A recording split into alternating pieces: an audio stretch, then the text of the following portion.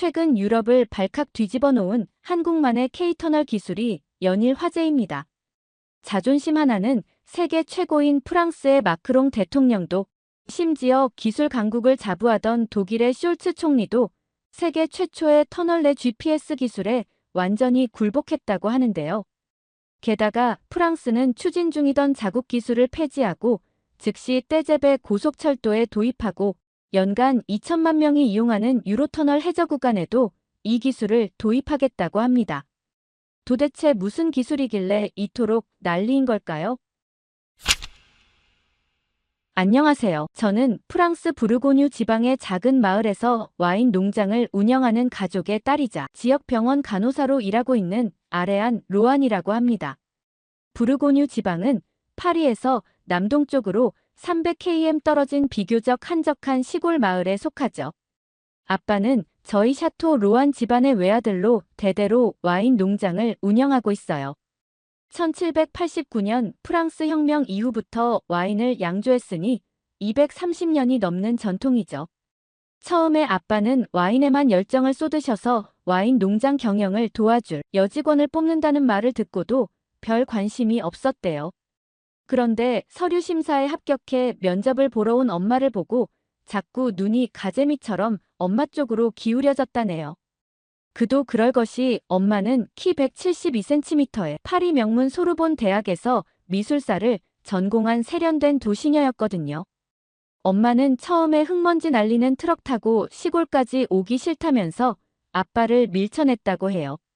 그런데도 아빠는 엄마의 도시적인 매력에 홀딱 빠져서 끈질기게 구애했고 매주 파리로 찾아가 직접 만든 와인을 들고 프로포즈를 했다 하더라고요. 엄마도 부르고뉴에 올 때마다 진심을 다하는 아빠 때문에 결국 넘어가고 말았죠. 그렇게 시작된 부모님의 로맨스는 제가 태어난 이후에도 더 깊어져만 갔어요. 아빠는 여전히 매일 아침 엄마에게 와인 한 잔을 권하면서 하루를 시작하고 엄마는 파리의 세련된 감각으로 우리 와인의 맛을 더 풍부하게 만들어주었죠. 게다가 막상 우리 마을에 온 엄마는 저를 낳고 와인에도 푹 빠지게 되었다 하더라고요. 특히 엄마가 제안한 와인 시음회는 우리 농장의 새로운 전통이 되었답니다. 결국 이런 노력들이 인정받아 우리 샤토 로안 집안은 2019년에는 프랑스 정부로부터 문화유산으로 지정되는 영예도 안게 되었죠. 최근에는 우리 부르고뉴 포도밭이 한국 예능 프로그램에 소개되면서 미국, 영국, 독일 등 여러 나라의 관광객도 부쩍 늘었어요. 특히 한국 배우 한가인의 남편이 부르고뉴 와인 애호가라서 집에 우리 포도밭 사진까지 걸어놓았다는 이야기가 전해지며 방송이 더욱 화제가 되었나 봐요. 한국 콘텐츠가 해외에서도 얼마나 유명한지 실감했는데 일본, 중국, 태국 등 아시아 여러 나라 사람들까지도 이 작은 시골 마을에 찾아오더라고요. 그렇게 저는 매일 아침 와인 농장과 중세시대부터 이어져 온 와인 저장 터널에서 일하는 것으로 하루를 시작했어요. 아침에는 포도밭 관리와 와인 숙성 상태를 체크하고 오후에는 종합병원 응급실에서 간호사로 근무했죠. 사실 제가 간호사가 된 것은 16살 때 할머니의 갑작스러운 뇌졸중 때문이에요. 당시 우리 지역에는 의료 인력이 부족해서 할머니가 제때 적절한 치료를 받지 못하셨거든요. 그 일을 계기로 의료에 관심을 갖게 되었고 간호학과에 진학했죠. 우리 지역에는 종합병원이 하나밖에 없어서 응급 상황이 생기면 제가 할머니를 직접 케어해야 했기 때문이에요. 아빠와 엄마가 와인으로 맺어진 운명 같은 사랑을 이어가고 있다면 제가 의료계를 선택하게 된 것도 할머니 때문이었죠. 모든 게 완벽하지만 우리 가족의 가장 큰 걱정거리는 여전히 할머니의 건강이에요. 작년에 할머니가 치매 진단을 받으시면서 제가 간호사가 된 것이 정말 다행이라는 생각이 들었거든요. 어릴 적 할머니가 들려주시던 포도잼 만드는 비법이며 프랑스 전통 요리 레시피를 잊지 않으셨으면 하는 마음으로 매일 할머니를 돌보고 있어요. 그러던 어느 날 오후 응급실에서 평소와 다름없이 근무를 하고 있을 때였습니다. 평소처럼 응급실 간호사 스테이션에서 마틸다 수간호사와 함께 차트를 정리하고 있었죠. 수간호사가 다음 주 수요일에 신입 간호사 교육이 있으니 제가 맡아줄 수 있냐고 물어보더라고요. 제가 알겠다고 답하려는데 그 순간 갑자기 구급차 사이렌 소리가 울려 퍼지는 거 아니겠어요. 응급 환자구나 싶어 응급실 자동문 쪽을 쳐다봤는데 아니나 다를까 구급대원 2명이 들것을 밀고 들어왔어요. 60대로 보이는 남성 환자의 얼굴이 특히 창백해 보였죠. 앞에서 뛰어오던 구급대원이 숨을 헐떡이며 환자가 65세 남성이고 집에서 갑자기 가슴 통증을 호소하다가 쓰러졌다고 설명했어요. 그러면서 현장 도착 당시 의식은 있었으나 심전도 ST 분절 상승이 관찰되었다고 덧붙이더라고요. ST 분절 상승이라면 심장 혈관이 막혀 심근경색이 진행되고 있다는 의미라 즉시 처치하지 않으면 생명이 위험할 수 있는 상황이었습니다. 곧바로 응급실 중증구역 3번 베드로 달려갔는데 그곳에서 마틸다 수간호사가 날카로운 목소리로 제게 심전도를 준비하라고 지시하면서 본인은 산소 마스크를 가져오겠다고 했어요. 동시에 응급실 입구에서 대기하고 있던 마르틴 당직 의사는 환자의 의식을 살피며 긴박한 어조로 혈압 체크를 서둘러 달라고 요청했죠. 환자의 상태는 점점 나빠지고 있는데 의료진들은 각자 할 일을 외치고 있어서 순간 저는 머릿속이 정말 하얘지는 것 같은 느낌이 들더라고요. 그럴수록 떨리는 손을 진정시키려 심호흡을 한 번 하고 빠르게 움직이려 했어요. 그런데 제가 심전도 모니터를 연결하자마자 믿을 수 없는 일이 벌어졌어요. 모니터 연결하자마자 화면이 깜빡거리더니 갑자기 이상한 수치들이 나타나는 거 아니겠어요. 순간 저는 전극 패치가 잘못 부착된 건가 싶어서 모니터 연결 부위를 다시 확인했죠. 그런데 눈으로 봐도 잘못 연결된 부분이 없어 보였어요. 이게 무슨 일인가 너무 당황해서 내가 뭔가 놓치고 실수한 건가 싶어 나머지 화면을 다시 한번 확인하려는 찰나였어요. 환자의 의식을 살피던 마르틴 의사가 모니터를 확인하자마자 표정이 굳어지면서 한숨 섞인 목소리로 또다시 이런 상황이 발생했다며 불만을 터뜨리는 거예요. 알고 보니 작년에 도입한 중국산 ZX3000 모니터가 또다시 오작동을 일으킨 것이었죠. 이런 위급한 상황에서 기계가 말썽이라니 화가 치밀었지만 그럴 여유도 없었어요. 저는 곧바로 4층 심장내과 스테이션으로 뛰어올라가 필립스 예비용 모니터를 가져왔어요. 다행히 예비 모니터로 겨우 상태를 확인하여 응급처치를 마칠 수 있었죠. 그런데 응급처치가 끝난 후 더 큰 일이 벌어졌어요. 중국산 의료기기의 오작동 사례가 계속 보고되면서 환자들의 안전이 위협받는 상황이 여기저기서 발생하게 된 거예요. 제가 너무 허둥지둥하던 모습이 응급실에 있던 환자들에게 다 보였고 의사가 중국산 의료기기를 두고 불만을 터뜨리던 모습을 보호자 중 한 명이 SNS에 올린 것이었죠. 가뜩이나 작은 마을에 하나밖에 없는 병원인데 신뢰도에 치명적인 문제가 발생할 수 있었어요. 병원 측에서도 의료기기 교체의 긴급성을 인지했고 그렇게 다음 날 오전 10시에 의료기기 긴급 교체 관련 회의가 열리게 되었죠. 아무래도 문제가 된 기계들은 간호사가 가장 많이 다루다 보니 간호사 대표의 의견이 중요했어요. 회의실에서 각과 의료진들이 대안을 논의하고 있을 때 평소 차분하고 꼼꼼한 성격으로 신뢰를 받던 웬디가 조심스럽게 손을 들었어요. 저는 웬디가 미국 사람이니 당연히 이번에도 존슨앤존슨이나 GE 같은 미국 의료기기를 추천하려나 생각했죠. 그런데 웬디는 갑자기 한국의 의료기기를 추천한다고 말하는 거 아니겠어요. 그 순간 회의실이 잠시 조용해졌습니다. 그동안 유럽이나 미국 제품만 고집하던 우리 병원에서는 처음 나온 제안이었거든요. 저는 웬디가 뭔가 착각하고 있는 건가 싶어서 눈썹을 살짝 찌푸리며 고개를 갸웃거렸어요. 그러자 웬디는 한국의 의료기술이 세계적인 수준이라며 열심히 설명하기 시작했어요. 특히 초음파 진단기 분야에서는 독일의 지멘스를 제치고 세계 점유율 1위를 차지했다는 것이었죠. 심전도 모니터의 경우에도 미국 필립스사 제품보다 오차율이 0.1% 더 낮다고 하더라고요. 저는 한국이 문화 강국으로 K드라마나 K팝, K영화 쪽에서는 전 세계적인 영향력을 끼치고 있다는 건 알고 있었지만 의료기기라고 하면 당연히 미국이 더 앞서 있지 않을까 생각했는데 웬디의 설명을 듣고 깜짝 놀라고 말았죠. 그런데 이어지는 웬디의 말은 더 충격적이었어요. 시카고뿐만 아니라 보스턴 메디컬 센터와 클리블랜드 클리닉에서도 이미 한국의 의료기기를 대거 도입했다고 하더라고요. 특히 삼성 메디슨의 초음파 진단기와 디지털 엑스레이가 미국 전역에서 인기라고 했습니다. 게다가 놀랍게도 암치료 부분에 있어서는 서울의 삼성병원이 세계 최고의 종합병원으로 꼽히는 메이오 클리닉보다도 앞선 수준이라고 설명하더라고요. 더 놀라운 건 미국 유명 모델 케이트 업튼의 이야기였죠. 작년에 갑상선암 진단을 받은 그녀가 삼성병원에서 도입한 최신 로봇 수술 장비로 치료를 받고 완치되었다고 하더라고요. 수술 직후 그녀는 자신의 SNS에 한국의 의료 기술이 자신의 생명을 구했다며 감사 인사를 올렸다고 해요. 이 정도 구체적인 사례를 들으니 저도 이번에는 정말 우리 병원에 한국산 의료기기가 도입되겠구나 싶었어요.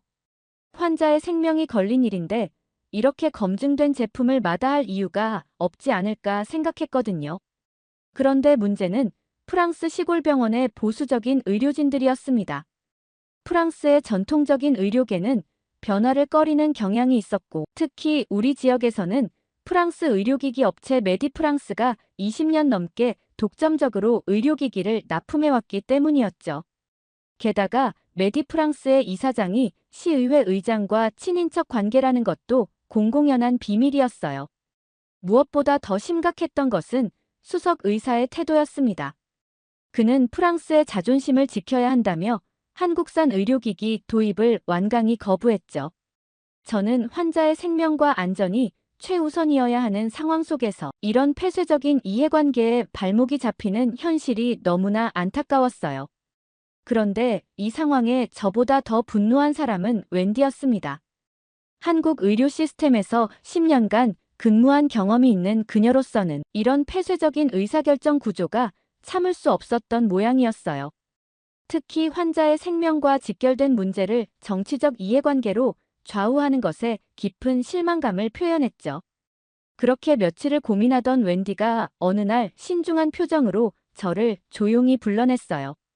자신이 미국 메이오 클리닉에서 근무할 때 알게 된 필립 드브레라는 의사가 현재 부르고뉴 지역 의료 현대화 위원회 책임자로 일하고 있다는 것이었죠. 웬디의 말에 따르면 필립은 이미 삼성 메디슨과 긴밀한 협력 관계를 맺고 있다고 하더라고요. 게다가 파리 의대 출신으로 20년 넘게 부르고뉴 지역 의료 발전을 위해 헌신해온 덕분에 보수적인 의료진들 사이에서도 두터운 신뢰를 쌓았다고 했죠. 그래서 그를 통해 한국 의료기기 도입을 추진하면 좋겠다고 제안했습니다. 결국 웬디의 예상은 적중했습니다. 필립이 직접 병원을 방문해 한국 의료기기의 우수성을 설명하자 경직되어 있던 의료진들의 표정이 조금씩 달라지기 시작했거든요. 그런데 그러던 중에 필립이 한 가지 흥미로운 제안을 했습니다. 마침 한국에서 파견된 의료기기 엔지니어가 있는데 부르고뉴 지역 병원으로 가서 직접 한국 의료기기 시연을 하면 어떻겠냐는 것이었죠. 실제 한국인 엔지니어가 직접 설명하면 한국 의료기기의 우수성을 더 잘 입증할 수 있고 기술적인 질문에도 즉각적인 답변이 가능할 거라고 말하면서 말이에요. 게다가 이미성의 아버지는 한국도로공사에서 프랑스 세계도로학회로 파견 근무 중이라면서 아들이 프랑스에서 일하게 된다면 아버지와 함께 프랑스의 의료와 도로 시스템 현대화에 기여할 수 있는 좋은 기회가 될 것이라는 점도 말하더라고요. 그렇게 며칠 후 한국 의료기기 회사의 엔지니어 이미성이 우리 병원을 방문하게 되었습니다. 키가 크고 단정한 외모에 검은색 정장을 차려입은 그를 보자마자 왠지 모를 설렘이 느껴졌죠. 저는 이미성이 오자마자 프랑스 의료진들을 설득할 발표 자료를 만들거나 프랑스어로 번역이 필요한 기술 문서 작업을 할 거라 생각했어요. 그래서 제가 필요한 게 있으면 프랑스어 통역을 해주겠다고 말씀드렸죠. 그런데 희성 씨는 유창한 프랑스어로 만나서 반갑다며 로안 씨의 도움이 꼭 필요할 것 같네요 라고 대답하는 아니겠어요. 순간 저는 한국 사람이 프랑스어를 구사하는 모습이 이렇게 세련되고 멋있어 보일 수 있다는 사실에 깜짝 놀랐습니다. 평소 우리 병원에 오는 영국이나 독일 의료기기 담당자들은 대부분 서툰 프랑스어로 통역에 의존했는데 희성 씨의 프랑스어 실력은 그들과는 차원이 달랐거든요. 그러면서 희성 씨는 조용히 미소를 지으며 자신은 단순히 의료진들을 자료로 설득하려고 온 것이 아니라고 말했어요.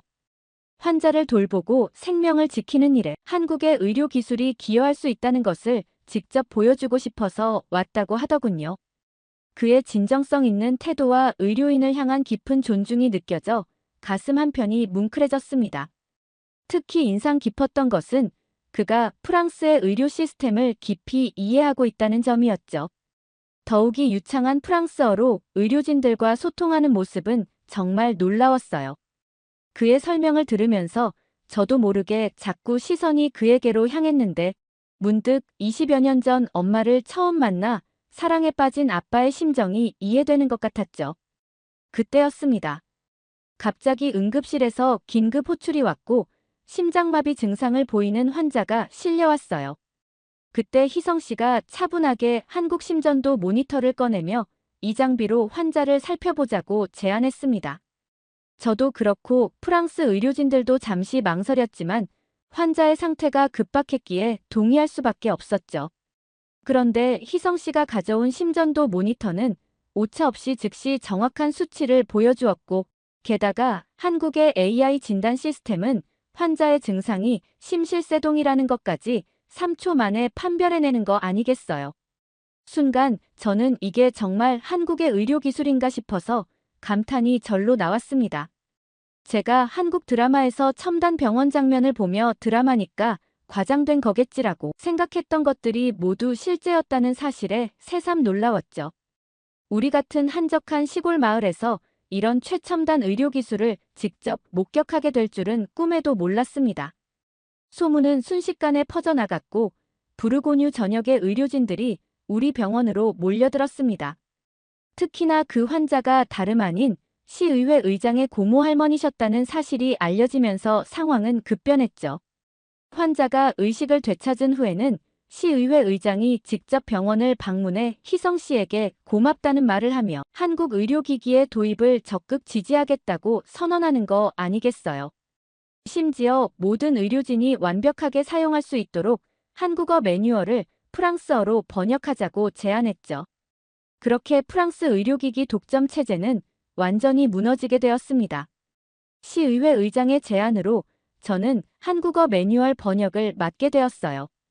특히 심전도 모니터의 조기경보 시스템은 정교한 의학 용어가 많아 희성 씨의 도움이 자주 필요했죠. 덕분에 희성 씨와 저는 자연스럽게 많은 시간을 함께 보내게 되었어요. 때로는 늦은 밤까지 이어지는 번역 작업 중에 희성 씨가 사온 따뜻한 커피를 마시며 의료기기 이야기를 넘어 와인이나 소주 이야기를 할 때도 있었죠. 그렇게 매일 병원에서 의료기기 매뉴얼을 번역하면서도 자꾸 그의 목소리나 표정이 떠오른 적도 한두 번이 아니었죠. 특히 막걸리를 설명하면서 쌀이 발효되는 과정을 과학자처럼 꼼꼼하게 설명하던 모습이 마치 아버지가 와인을 이야기할 때의 눈빛과 닮아 있다는 생각이 들었거든요. 발효주라는 공통점을 가진 두 나라의 음식 문화처럼 저와 희성 씨도 서로 다른 문화 속에서 묘하게 닮은 가치를 품고 있다는 생각이 들었어요. 그래서 어느 날 저녁 번역 작업을 마무리하며 용기를 내어 우리 와인 저장고를 소개하고 싶다고 말했습니다. 희성 씨는 눈을 반짝이며 프랑스 와인의 역사가 궁금했다면서 특히 오래된 터널에서 와인을 숙성시킨다는 게 신기하다고 하더라고요. 다음 날 오후, 우리는 함께 와인 터널로 향했습니다. 입구에서 저는 자연스럽게 우리 농장의 자랑인 1789년산 샤토 로안 빈티지를 보여주었어요. 프랑스 혁명이 일어난 해에 첫 수확한 포도로 만든 와인이라 우리 가문의 상징과도 같다고 설명했죠. 그러자 희성 씨는 와인병에 새겨진 연도를 유심히 보더니 조선시대 정조대왕 때 만들어진 와인이라며 감탄했어요.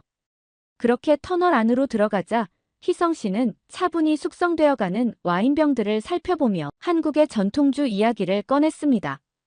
특히 막걸리는 쌀로 만든 자연 발효주라 프랑스 와인과 비슷한 면이 있다고 설명하더라고요.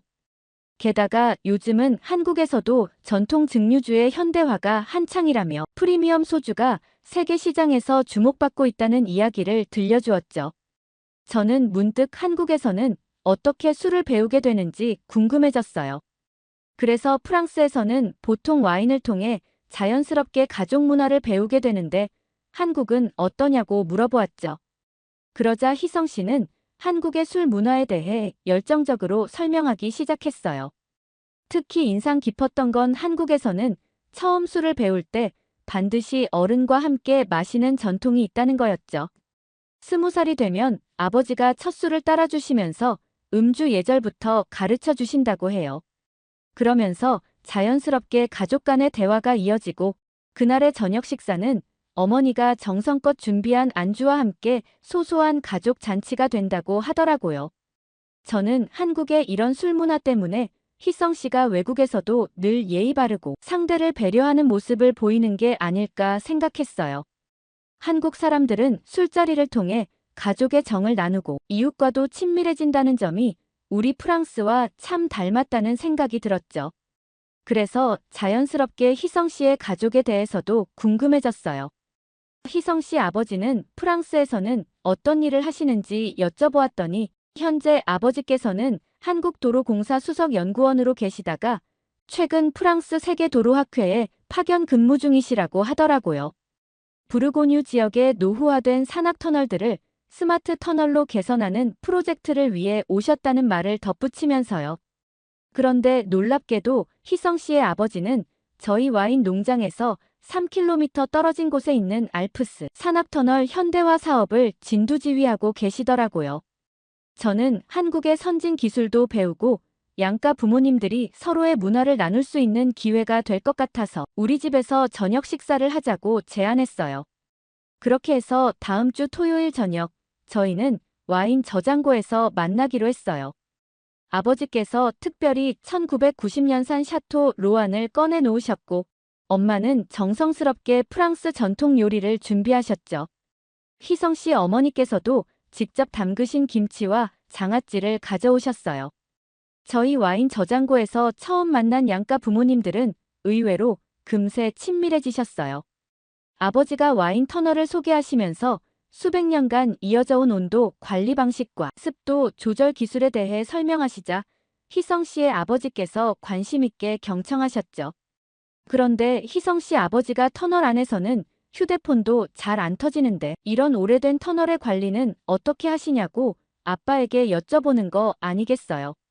아빠도 희성 씨 아버지의 말에 실제로 그게 가장 큰 고민이라고 하시자 희성 씨의 아버지는 더 흥미진진한 이야기를 들려주셨죠. 그건 한국도로공사가 세계 최초로 개발한 터널 내 GPS 위치 측의 시스템에 대한 설명이었어요. 저는 궁금해서 터널 안에서 어떻게 GPS가 작동할 수 있는지 물어봤죠. 그러자 대한민국이 개발한 독자적인 신호 증폭 기술로 터널 안에서도 오차 범위 1m 이내의 정확한 위치 파악이 가능하다고 설명해 주셨어요. 제가 더 자세히 여쭤보자 희성 씨의 아버지는 미소를 지으시며 이 기술이 얼마나 혁신적인지 설명해 주셨죠. 터널 안에서도 위성 신호를 정교하게 받을 수 있어 10억 분의 1초 단위로 위치를 측정하기에 오차가 거의 없다고 하시더군요. 특히 인상적이었던 건 이 기술이 세계 최초라는 점이었어요. 독일의 지멘스나 프랑스의 탈레스 같은 글로벌 기업들도 아직 개발하지 못한 기술이라고 하시면서 최근 독일 정부가 자존심을 꺾고 아우토반 전 구간의 도입을 결정했다는 소식도 전해주셨죠. 그 말씀을 듣는 순간 1999년 몽블랑 터널 화재 사고가 떠올랐어요. 당시 터널 내에서 GPS가 작동하지 않아 많은 인명피해가 발생했다는 걸 기억하고 있었거든요. 프랑스도 결국 이 기술의 중요성을 인정하고 떼제베 고속철도 터널의 도입을 결정했다고 하시더라고요. 저는 그 순간 한국이 이렇게 안전을 최우선으로 생각하며 기술을 발전시켜왔다는 사실이 놀라웠어요. 우리가 당연하다고 생각했던 터널 내 통신 두절을 해결한 것도 모자라 센티미터 단위의 정확도로 위치를 파악할 수 있게 만들었다니 정말 대단하다고 생각했죠. 특히 이런 기술이 우리의 오래된 와인 터널의 안전까지 책임질 수 있다고 생각하니 한국에 대한 믿음이 더욱 커졌어요. 그런데 바로 다음 날 아침 병원 당직을 마치고 집으로 돌아와 잠시 눈을 붙이려는 찰나 엄마의 다급한 목소리가 들려왔죠. 할머니가 집에 안 계시다는 것이었습니다. 할머니는 아침 산책을 나가신다고 하고 나서신 지 3시간이 넘었는데도 돌아오지 않으셨다고 했어요. 순간 가슴이 덜컥 내려앉았습니다. 할머니가 혹시라도 기억을 잃고 헤매시는 건 아닐까 하는 걱정이 몰려왔죠. 더구나 우리 집 근처에는 수십 개의 와인 저장 터널이 있었고 현재는 사용하지 않는 오래된 터널도 많아서 길을 잃기 쉬웠거든요. 그래서 즉시 아빠에게 전화를 걸어 상황을 설명했어요. 아빠는 마을 이장님께 연락해 비상 연락망을 가동했고 30분 만에 마을 전체에 수색 요청이 내려졌습니다. 경찰과 소방대원들이 출동했고 주민들도 자발적으로 수색에 참여했죠. 그런데 문제는 할머니께서 휴대폰을 가지고 나가시지 않았다는 점이었어요. 더구나 이 지역의 와인 저장 터널들은 대부분 GPS 신호가 잡히지 않아 수색에 큰 어려움이 있었습니다. 그때 우리 옆에서 상황을 지켜보던 희성 씨가 갑자기 눈을 반짝이더니 아버님께 전화를 걸었습니다. 현재 시험 운영 중인 한국도로공사의 터널 내 GPS 시스템을 이용하면 할머니를 찾을 수 있을 거라고 했죠. 다행히도 희성 씨의 아버님은 즉시 장비를 가지고 오겠다고 하셨어요. 30분 후 희성 씨의 아버님이 검은색 SUV를 몰고 도착하셨습니다.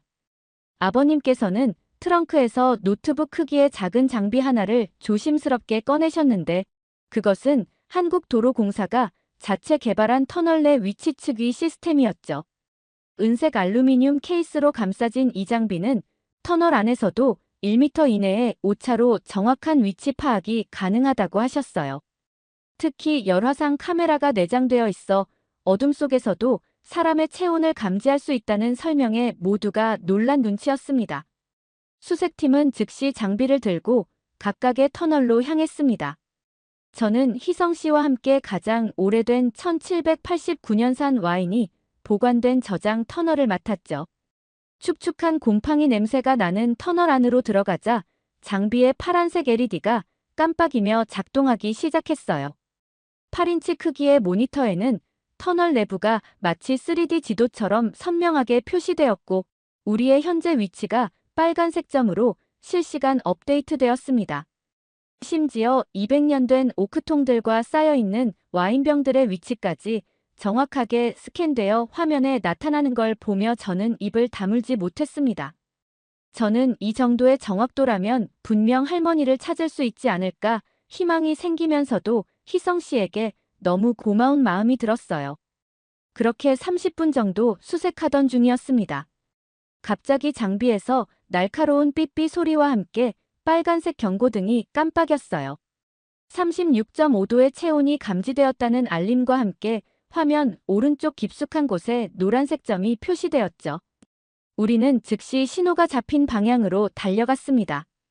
오래된 오크통들 사이로 난 좁은 통로를 지나 약 50m를 더 들어가자 희미한 손전등 불빛 아래 할머니께서 오래된 와인병 상자에 기대어 앉아 계신 모습이 보였어요. 순간 제 눈에서 눈물이 왈칵 쏟아졌습니다. 할머니를 찾은 안도감과 함께 이런 첨단 기술로 할머니를 구할 수 있게 해준 희성 씨와 그의 아버님에 대한 깊은 감사함이 복받쳐 올랐던 거죠. 할머니는 오히려 저희를 보자 밝은 표정으로 반겨주셨고 제가 울자 우리 로안이 울지 말라며 다정하게 등을 쓰다듬어 주셨어요. 할머니를 발견하고 나서야 알게 된 사실이었지만 할머니께서는 예전에 아버지와 함께 와인을 관리하시던 추억이 떠올라 옛 터널을 둘러보고 싶으셨다고 했습니다. 특히 1960년대에 직접 숙성시키셨던 빈티지 와인들이 아직도 이 구역에 보관되어 있다는 걸 기억하고 계셨더라고요. 그런데 와인병들의 연도를 확인하시다가 터널 안에서 방향을 잃으셨고 촛불로만 겨우 밝히던 그 시절처럼 어두워서 출구를 찾지 못하셨던 거죠. 할머니를 무사히 구조한 후 우리 가족은 물론 마을 전체가 안도의 한숨을 내쉬었습니다. 마을 광장에 모여있던 주민들은 할머니를 보자 눈시울을 붉히며 얼싸안았고 소방대원들은 엄지를 치켜세우며 한국의 기술력에 감탄했죠. 이번 일을 겪으면서 한국의 GPS 기술이 얼마나 대단한지 직접 체험하게 되었습니다.